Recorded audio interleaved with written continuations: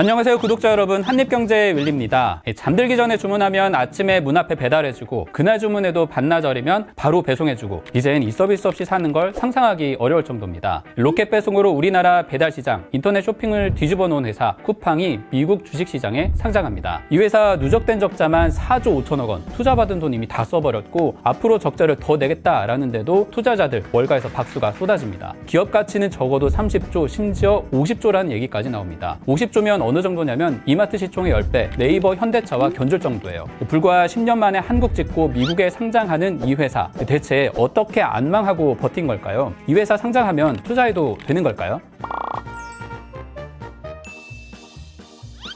쿠팡 얘기는 조금 뒤에 하기로 하고, 이 회사 얘기할 때 이 사람 빼고 이야기할 수 없죠. 일본 최고 부자 손 마사요시 소프트뱅크 그룹 회장입니다. 주식 수로만 보자면 사실상 최대 주주, 쿠팡의 창업자인 김범석 대표가 안 망하고 버틸 수 있게 해준 최대 후원자입니다. 손 회장은 재작년 투자 실패로 유니클로 야나이 다다시 회장에게 잠시 밀렸지만 여전히 일본 1, 2위를 다투는 최고 부자입니다. 할아버지가 대구 분이신데 이런 정체성은 별로 남아있지 않고 동물적인 사업 감각으로 미래를 예견할 뿐인 경영자입니다. 굉장히 유명한 일화가 있는데 1981년 소프트뱅크를 창업할 당시에 직원들에게 나중에 매출 숫자를 보고 두부 가게에서 두부 세듯 한 모, 두 모 세고 싶다 이렇게 말했대요. 일본 발음으로 모가 초, 화폐 단위 조랑 비슷해서인데 소프트뱅크 그룹이 작년 4월부터 12월까지 벌어들인 매출이 우리 돈으로 32조 원, 시가총액 21조 원, 말을 정말 현실로 만들었죠. 이런 손 회장이 명성을 얻은 건 제일교포로 일본 사회에서 성공한 것도 있지만 소프트뱅크를 상장해 얻은 돈으로 사들인 컴텍스, 지금의 구글이라고 할 90년대 야후, 그리고 인생 최대 성과라 할 중국 알리바바 투자 덕분입니다. 전직 영어 강사에서 막 회사를 창업한 마위는 손 회장에게 10분 프리젠테이션 시간을 허락받았는데 6분 만에 2천억 원을 투자받은 유명한 일화를 남기기도 했죠. 손 회장은 또 자신의 돈뿐만 아니라 사우디아라비아 왕자에게 10배 수익으로 돌려주겠다 45분 만에 설득해서 100조 원짜리 소프트뱅크 비전 펀드를 만들고 지금 한국의 쿠팡, 영국 ARM, 슬랙, 우버, 그랩 이런 혁신 기업에 투자를 지속하고 있습니다. 하지만 너무 감각적인 투자에 의존하다 보니까 실패 규모도 상상을 초월해요. 공유 오피스 위워크의 애덤 노이만을 만나서 10여 분 만에 자금을 베팅했는데 노이만이 나중에 회사를 완전히 말아먹는 바람에 갖은 비난에 시달립니다. 여기에 우버까지 대규모 손실을 입어서 작년 1분기 적자만 15조 원, 일본 기업 역사상 최악의 실적을 내면서 손 회장도 공개석상에서 너덜너덜해졌다라고 할 정도가 됩니다. 그런데 이건 다 지난 얘기고 손 회장이 베팅한 황금알을 낳는 거위로 이걸 다 만회하기 시작했어요. 작년에 미국판 배달의 민족 도어대시가 상장해서 7,500억 원 투자금으로 10조 원을 벌었고 부동산 앱 오픈도어로 다시 2조 원을 더 벌어들입니다. 그리고 이런 손 회장의 베팅에 역대급 성과를 돌려줄 회사 쿠팡이 곧 미국 뉴욕 증시에 상장하는 겁니다.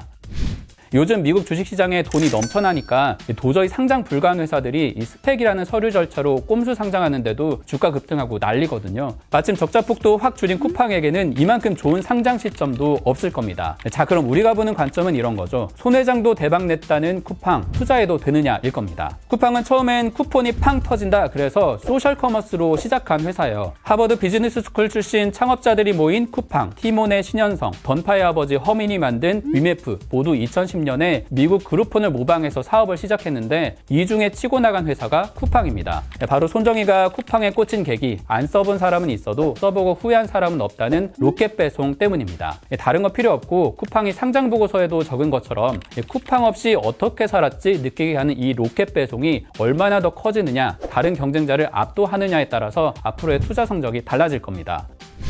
택배 주문하면 옥천, 곤지암 뱅뱅 돌던 것이 밤중에 주문하든 아침에 주문하든 바로 도착하는 서비스. 원조는 바로 아마존이 땅 넓은 미국에서 싸고 빠르게 배송하려고 만든 풀필먼트 바이 아마존. 바로 대신 가지고 있다가 바로 보내주는 풀필먼트 서비스입니다. 쿠팡도 이걸 가능하게 하려고 700만 개가 넘는 상품 종류도 다 다른 걸 30개 도시에 축구장 400개 크기로 미리 저장하는 창고를 갖추고 있어요. 쿠팡 배달차 번호판 보신 적 있으세요? 아직 유료 택배를 할 수 없는 회사라서 노란 번호판은 못 쓰고 하얀 번호판을 쓰거든요. 택배회사도 아닌데 쿠팡이 직접 다 사들여서 배송비 없이 보내주는 겁니다. 게다가 도시마다 인구 구성은 어떤지, 많이 주문할 물건들은 뭔지 예측해서 왕창 구비하려다 보니까 돈이 많이 들겠죠. 직원 40%가 개발자인데 진짜로 알고리즘 만드는 개발자 채용하고 배달할 사람 채용하고 설비 짓고 온갖 비용에 해마다 수천억 원씩 적자를 냅니다. 이 때문에 2018년에 적자가 1조 원을 넘겼는데 손 회장이 다시 2조 원을 베팅해서 모두가 놀라게 되죠. 그러고서도 7천억 원, 5천억 원 내내 까먹기만 하던 성장하던 쿠팡은